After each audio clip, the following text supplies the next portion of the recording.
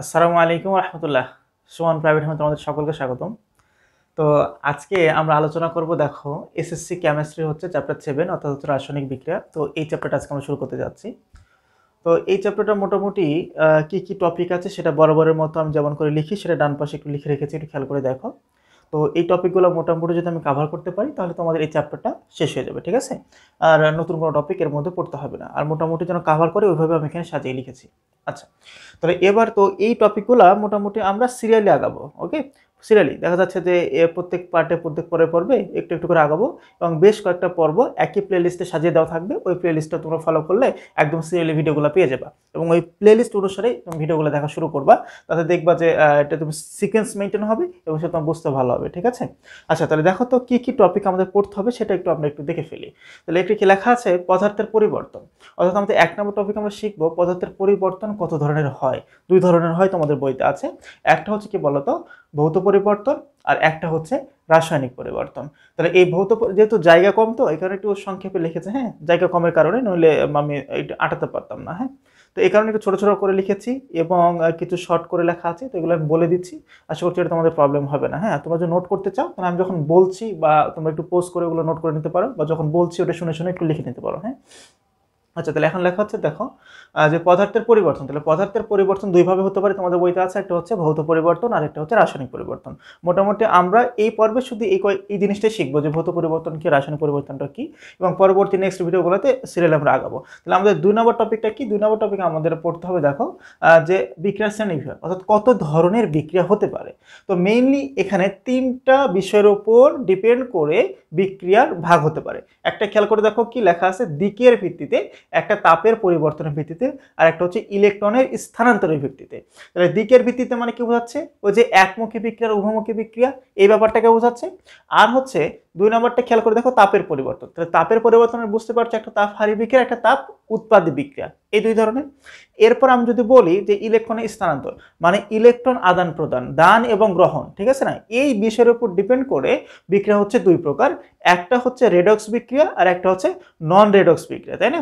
Redox বিক্রিয়া মানে বুঝতে পারছো জারণ আর বিজারণ বিক্রিয়া। তো জারণ বিজারণ বিক্রিয়া কত ধরনের হতে পারে? যেমন ধরো সংযোজন হতে পারে, বিয়োজন হতে পারে, প্রতিস্থাপন হতে পারে, দহন হতে পারে। এই কয়টা মোটামুটি বই দেওয়া আছে, তো এই কয়টা জানলে হবে। তো এই সবগুলা কি, এই প্রত্যেকটা বিক্রিয়ার ক্ষেত্রে দেখা যায় ইলেকট্রনের আদান প্রদান ঘটে। এই কারণে এই বিক্রিয়াগুলোকে আমি বলছি কি, জারণ বিজারণ বিক্রিয়া। আর যে বিক্রিয়াগুলোতে ইলেকট্রনের আদান প্রদান ঘটছে না সেসব বিক্রিয়াকে আমি বলছি কি, নন রেডক্স বিক্রিয়া। কিরকম? যেমন ধরো প্রশমন বিক্রিয়া, অধঃক্ষেপণ বিক্রিয়া।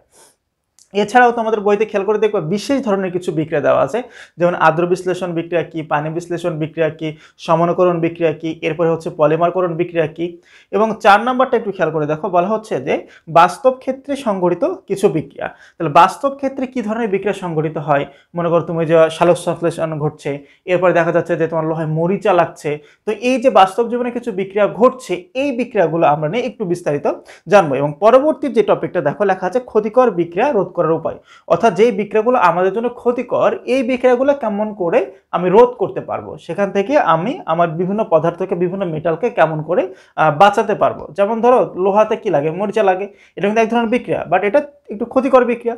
তো এই বিক্রিয়া থেকে বাঁচার জন্য কি কি পদ্ধতি অবলম্বন করা যেতে পারে সেটা আমরা এই ধাপে শিখবো। এরপর দেখো 6 নম্বর যে টপিকটা লেখা আছে, এই টপিক বলা হচ্ছে কি, লা শাতেলিয়ার নীতি। তাহলে এই লা শাতেলিয়ার নীতি অনেক বড় একটা টপিক এবং এখান থেকে অনেক প্রশ্ন হয়, মানে প্রশ্ন মাস্ট হবেই। যদি 7 নম্বর চ্যাপ্টার থেকে প্রশ্ন হয় তাহলে ধরে নিতে পারো যে এইটা থেকে একটা প্রশ্ন হতে পারে, ঠিক আছে? মানে লা শাতেলিয়ার নীতিটা খুবই গুরুত্বপূর্ণ।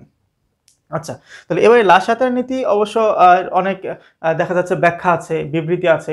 এরপর তাপের উপর প্রভাব কিরকম, চাপের ক্ষেত্রে প্রভাব কিরকম, ঘনমাত্রার প্রভাব কিরকম, এই ব্যাপারগুলো আমরা এখানে আলোচনা করব। একটু জায়গা থাকলে হয়তো আমি লিখে দিতাম, কিন্তু জায়গা নাই, তো এই ব্যাপারগুলো লিখে নাই। যখন লা শাতেলিয়ার নীতিটা শুরু করব তখন তাপের প্রভাব, চাপের প্রভাব, ঘনমাত্রার প্রভাব বিস্তারিত আলোচনা করবো ইনশাল্লাহ। ওকে, আচ্ছা, তাহলে চলো আমরা আজকের মতো পর্ব একটা শুরু করি। যে এই পর্বে মেইনলি আমাদের আলোচনা হবে কি বললাম, 1 নম্বর টপিক পদার্থের পরিবর্তন, ভৌত পরিবর্তন আর হচ্ছে রাসায়নিক পরিবর্তন। তাহলে এবার একটু খেয়াল করে দেখো, ভৌত পরিবর্তন কাকে বলে? ভৌত পরিবর্তনটা হচ্ছে যে পরিবর্তনের ফলে পদার্থের অভ্যন্তরীণ রাসায়নিক গঠনের কোনো পরিবর্তন ঘটে না, শুধু বাহ্যিক অবস্থার পরিবর্তন ঘটে, তাকে ভৌত পরিবর্তন বলে।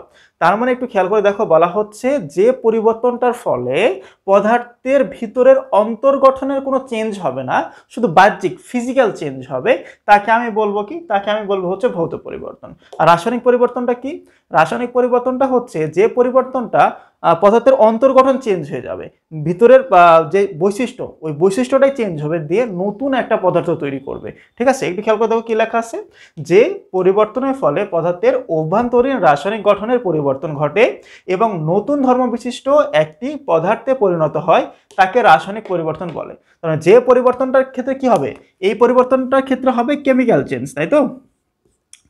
মানে এর দেখা যাচ্ছে ভিতরের অন্তর্গঠনগুলো চেঞ্জ হয়ে যাবে, পদার্থ যে বিক্রিয়া করছে, এই বিক্রিয়া করার ফলে নতুন ধর্ম বিশিষ্ট নতুন পদার্থের গঠন হবে, ঠিক আছে, তৈরি হবে। এই ধরনের পরিবর্তনকে আমি কি বলছি, রাসায়নিক পরিবর্তন। আর একটা পরিবর্তন জাস্ট ফিজিক্যাল চেঞ্জ, কি হচ্ছে, পিসি, মানে হচ্ছে জাস্ট ফিজিক্যাল চেঞ্জ হচ্ছে, তাহলে অর্থাৎ বাহ্যিক জাস্ট পরিবর্তন হচ্ছে, তাহলে এই ধরনের পরিবর্তনকে আমি কি বলবো, ভৌত পরিবর্তন। তাহলে আমি যদি একটু উদাহরণ দিয়ে তোমাকে বোঝানোর চেষ্টা করি, তাহলে একটু খেয়াল করে দেখো, পানির কথা একটু চিন্তা করো। মনে করো পানি H2O আছে, তাই না? তাহলে এই পানিটা সাপোজ মনে করো সলিড আছে, মানে হচ্ছে বরফ, মানে ঠান্ডা, টেম্পারেচার কমে দেওয়া হয়েছে। তাহলে এবারে বরফকে আমি যদি টেম্পারেচারটা আমি দেই, তাহলে এটা কি হয়ে যাবে, এই পানিটা হয়ে যাবে লিকুইড, মানে তরল পানি হয়ে যাবে। তাহলে এই পানিকে যদি আমি আরও টেম্পারেচার দিই, তাহলে এটা কি হবে, এই H2O এটা গ্যাসি হয়ে যাবে, মানে জলীয় বাষ্প। কিন্তু তুমি কি খেয়াল করে দেখেছো, এই জায়গাটাতে পানির ভিতরের যে বন্ধনগুলা, মানে এই যে H2O, সাপোজ মনে করো অক্সিজেনের দুইটা হাত, এখানে এই যে এই অক্সিজেনের দুইটা হাত, একটাতে হাইড্রোজেন একটাতে হাইড্রোজেন। তাহলে এই যে প্রত্যেকটা ক্ষেত্রে খেয়াল করে দেখো, এই যে কেমিক্যালটা অর্থাৎ হাইড্রোজেন অক্সিজেন, এরা যেমন করে ছিল একে অপরের সাথে বন্ধনে আবদ্ধ ছিল, ঠিক ওইভাবে আছে, কোনো চেঞ্জ হয়নি। ঠিক আছে, তার মানে এই জলীয় বাষ্পকে আমি যদি ঠান্ডা করি তরল করতে পারবো, তরলকে যদি আরো ঠান্ডা করি বরফ করতে পারবো, মানে আবার রিভার্স করা যাবে, কোনো সমস্যা নেই, রিভার্স করা যাবে, ফিরে পেতে পারবো, কোনো সমস্যা নেই। মানে এই ক্ষেত্রে কি বলছে, জাস্ট বাহ্যিক চেঞ্জ হচ্ছে, ভিতরের অন্তর্গঠনের কোনো কি হচ্ছে না, চেঞ্জ হচ্ছে না, তাকে আমি কি বলবো, তাকে আমি বলবো হচ্ছে ভৌত পরিবর্তন। কথাটা ক্লিয়ার?